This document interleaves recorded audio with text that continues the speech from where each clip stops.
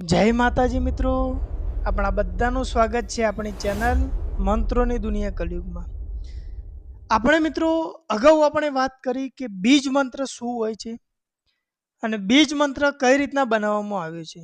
એમ આજે સરસ મજાની આપણે વાત કરીએ કે અખત માતા રહી એનો મૂળ બીજ મંત્ર શું છે, એનો જાપ કઈ રીતના કરવો, એનો પૂજામાં ઉપયોગ કઈ રીતના આપણે કરી શકીએ. જો અખત માતાને બીજ મંત્રથી એને જાગૃત કરવી હોય તો કઈ રીતના કરી શકીએ, સંપૂર્ણ માહિતી આપણે આ વિડીયોમાં આજે જોવાના છીએ. તો શરૂઆત કરીએ મિત્રો. એ પહેલાં અખત માતા વિશે આપણે અગાઉ પણ એક વિડીયો બનાવેલો છે કે અખત માતા કેવી હોય છે. એમાં પણ આપણે વાત કરી હતી કે અખત માતા એટલે જાણે કે બંદૂકની ગોળી, જેમ સ્વિચ પારો અને લાઇટ ચાલુ થાય એમ અખત માતાના કામ પણ એવા હોય છે કે અત્યારે કામ ભરાવો અને હોજ ના પડવા દે એવી આપણી અખત માતા. અને એની આપણે વાત કરીએ કે અખત માતાની પૂજા આપણે સૌ કોઈ કરતા હોય છીએ.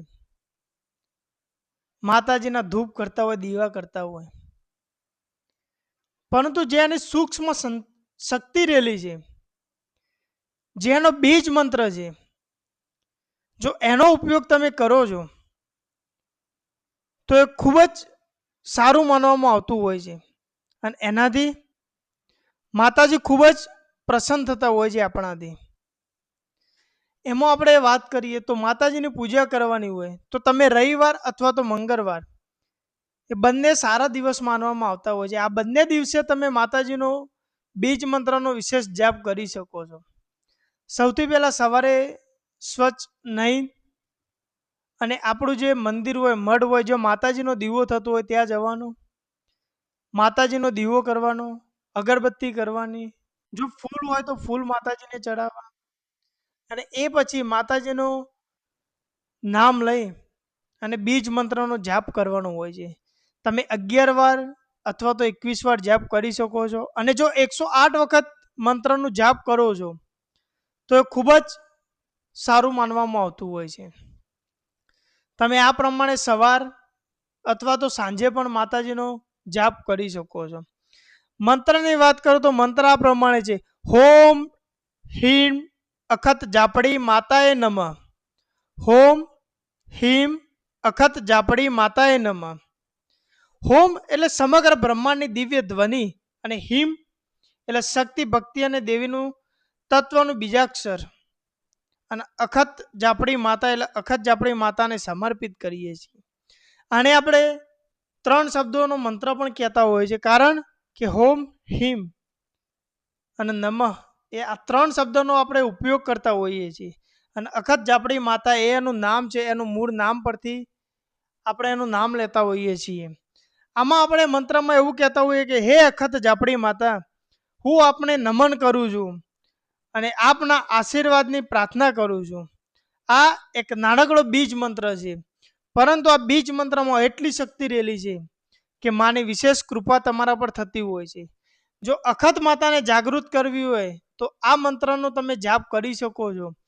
આ મંત્ર તમારે 41 દિવસ સુધી જાપ કરવાનો હોય છે. અગાઉ મેં તમને જે રીત જણાવી એ જ પ્રમાણે કે રવિવાર હોય અથવા તો મંગળવાર હોય એ દિવસથી આની જાપ વિધિ ચાલુ કરવાની છે. અને જે તમને અગાઉ જણાવ્યું એ પ્રમાણે સવાર અથવા તો સાંજે કરવાનું છે. દરરોજ 108 મંત્રનો જાપ કરવાનો હોય છે, સતત 41 દિવસ સુધી.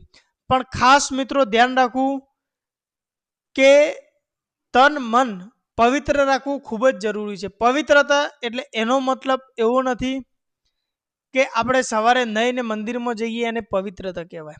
એ તમારી શારીરિક, તમારી બાહ્ય પવિત્રતા છે, પરંતુ તમારી મનની પવિત્રતા એ ખૂબ જ જરૂરી હોય છે મિત્રો. મન પવિત્ર હોવું જોઈએ, ત્યારે એ વસ્તુ કાર્ય કરતી હોય છે. અને એવું નથી કે જો માતાજીને જાગૃત કરવા જ આ વસ્તુ કરવું જોઈએ. તમારાથી જો માતાજી નારાજ હોય તો તમે આ વિધિ પ્રમાણે તમે 11 દિવસ અથવા તો 21 દિવસ માતાજીના મંત્રનો જાપ કરો છો તો માતાજી ખૂબ જ તમારા પર પ્રસન્ન થતી હોય છે, તમારા કાર્ય કરતી હોય છે. અને અગાઉ આપણે જે વિડીયોમાં વાત કરી હતી એ પ્રમાણે જો માતાજી તમારા પર પ્રસન્ન હોય તો જેમ બંદૂકની ગોળી નીકળી અને પોતાનું કાર્ય કરે એમ તમારા મઢમાં રહેલી તમારી માતા તમારું કાર્ય કરતી હોય છે. આ મંત્ર એ અખત માતાનો બીજ મંત્ર છે, જેને સર્વ મંત્ર તરીકે પણ આપણે ઉપયોગમાં લઈ શકીએ છીએ. આ મંત્રથી તમે રક્ષા પણ કરી શકો છો, તમારા કાર્ય પણ કરાવી શકો છો.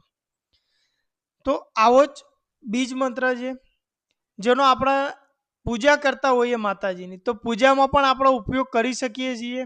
એનું 3 વાર અથવા તો 11 વાર પણ જો તમે જાપ કરો છો તો એ સૌથી સારામાં સારું માનવામાં આવતું હોય છે. જો માતાજી તમારા મઢમાં બેઠા હોય, પણ હા એટલું ધ્યાન રાખવું મિત્રો કે જો તમારે 84નું ખાતું હોય અથવા તો તમારા મઢમાં રહેલા જો આગેવાન દેવ બીજા હોય તો સૌથી પહેલાં તમારે આગેવાન દેવને પ્રસન્ન કરવાનું રહેશે. જો તમારા આગેવાન દેવને તમે પ્રસન્ન નહીં કરો અને એમાં જો અખત માતા હશે, અખત ઝોપડી માતા હશે, એને પ્રસન્ન કરશો તો ક્યારેય પ્રયોગ તમારો સક્સેસ જવાનો નથી. આ ખાસ ધ્યાન રાખવું. જો આગેવાન દેવ તમારી અખત હોય તો આ વસ્તુ તમે કરી શકો છો. અથવા તો તમારા મઢમાં જો ખાતું હોય અને એમાં અખત બેઠી હોય, આગેવાન દેવ બીજા હોય અને આગેવાન દેવની જો તમે રજા લો છો, એને તમે રાજી કરી અને એની પરવાનગી લો છો અને પછી કરો છો તો એ સક્સેસ થતું હોય છે. પણ એ પહેલાં આપણે એ દેવની રજા લેવી ખૂબ જ જરૂરી છે. બીજું વાત કરું તો જો ખાતામાં બેહેલી અખત માતા હશે અને આગેવાન દેવ ખુશ હશે તો તમે જો આગેવાન દેવને કામ આપો છો તો એ આગેવાન દેવ તમારું કાર્ય કરે છે અને અખત માતા જોડે પણ એ તમારું કાર્ય કરાવતી હોય છે મિત્રો. તો આજના વિડીયોમાં બસ આટલું જ. આજે આપણે જે બીજ મંત્રની માહિતી આપી એ ખૂબ જ જરૂરી અને ઉપયોગી માહિતી છે. આવી તમને અવારનવાર બીજી માહિતી પણ આપણે આપવાના છીએ. જો આના વિશે તમારે કંઈ પણ સવાલ હોય તો તમે પૂછી શકો છો મને કોમેન્ટમાં, અથવા તો જો તમે જાગૃત કરવા માંગતા હોય બીજ મંત્ર તો એનો વિશેષ એક ધૂપ આપવાનો હોય છે. આ વિધિમાં એ ધૂપ હું તમને યુટ્યુબમાં નહીં જણાવી શકું. એના માટે મને ઇન્સ્ટામાં તમારે મેસેજ કરવાનો રહેશે. મારા ડિસ્ક્રિપ્શનની અંદર ઇન્સ્ટાની લિંક આપેલી છે, એમાં જો તમે મને મેસેજ કરશો તો એ ધૂપ વિશે હું તમને ચોક્કસપણે એની માહિતી આપીશ. તો મિત્રો જો વિડીયો તમને ગમ્યો હોય તો લાઈક કરજો, તમારા મિત્રો સુધી શેર કરજો અને જો મારી ચેનલ ઉપર તમે નવા હોય અને હજુ સુધી સબસ્ક્રાઈબ ના કર્યું હોય તો સબસ્ક્રાઈબ કરી લેવા વિનંતી. જય માતાજી, હર હર મહાદેવ, જય મા મેલડી.